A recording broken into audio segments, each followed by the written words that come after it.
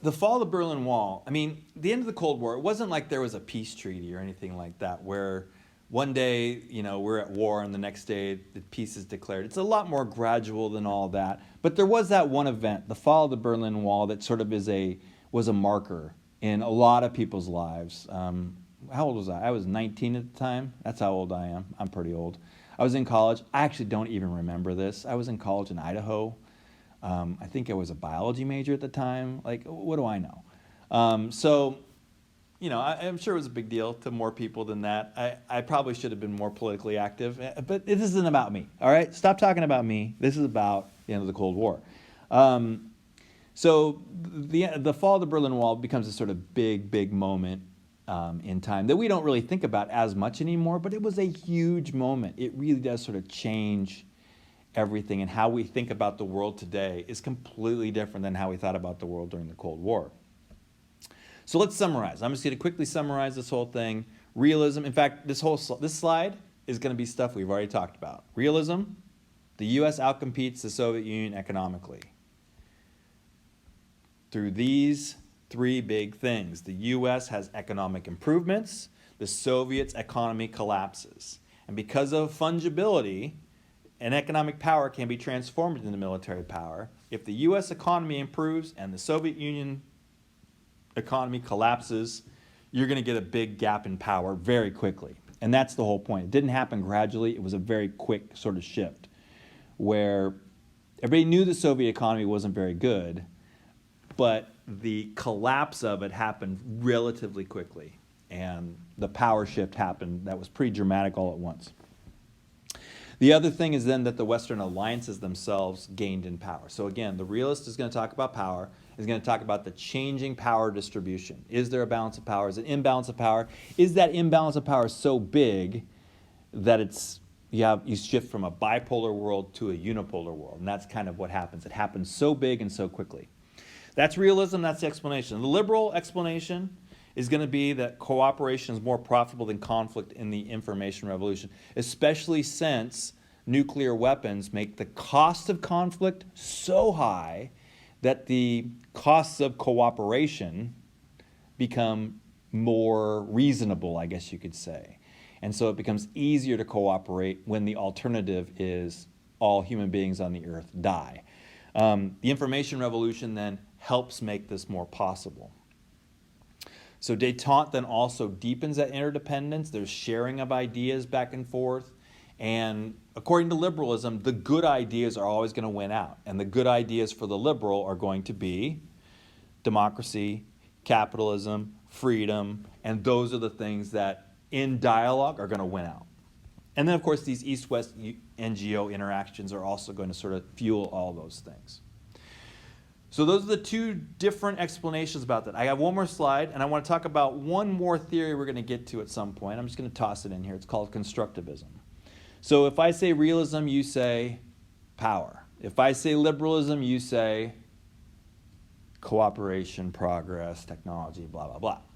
If I say Constructivism, the word that you're going to say is norms. Just like you're watching Cheers, you're just going to yell out norm.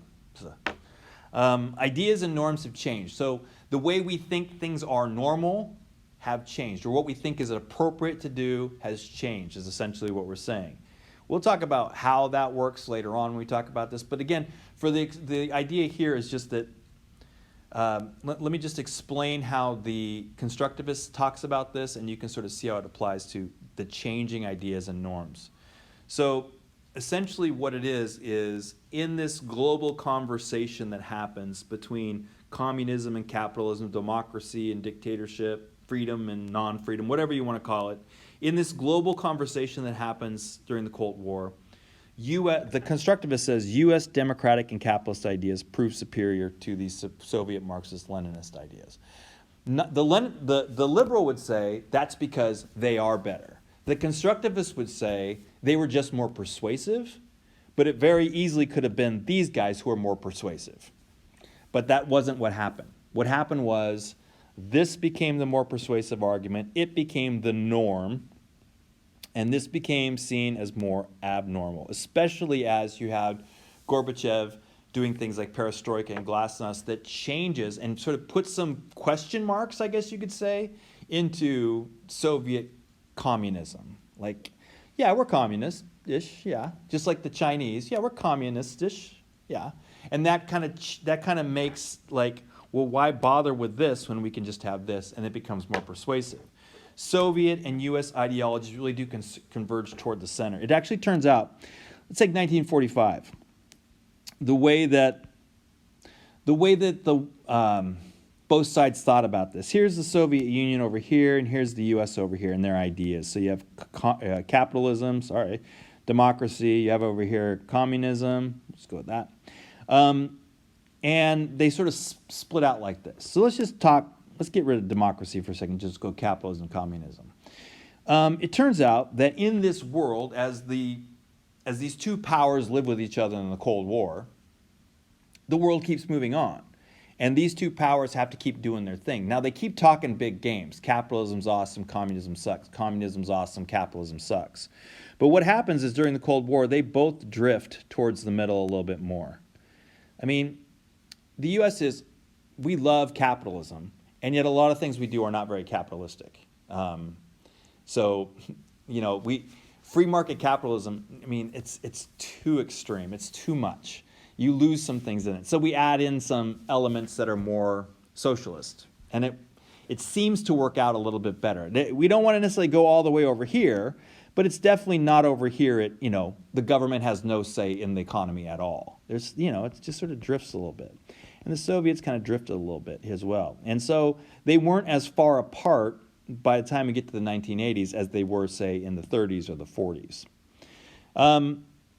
And then there's this mellowing of the Soviet ideology. Gorbachev's new thinking really says this gap is not as bad as it seemed. And so the constructivists would say the reason the Cold War ends is essentially because there's just not a lot to fight over anymore. The norms kind of change. Now, it doesn't mean that the Russians and the United States today see eye to eye. There's still gaps, but it's not like there were sort of in the 1930s with that gap with the ideas of pure capitalism and pure communism that just really don't exist anymore. They never really existed. People just thought they existed. So I guess you could say there's a mellowing out. There's kind of a meeting, not in the middle. There's definitely, the meeting is happening much more over here than it was over here. But it's, it's not like a hot, cold thing. Capitalism or not capitalism. It's, somewhere in there. All right, that's constructivism. Again, the important thing here is not all this stuff. The important thing for constructivism is this right here, that ideas and norms change. They can change anyway. They could have changed over here. They could have changed in a bunch of different ways. That's not how they changed. They changed this way. They could have grown further apart and made war even more likely. Yeah. All right, well, that's it for today.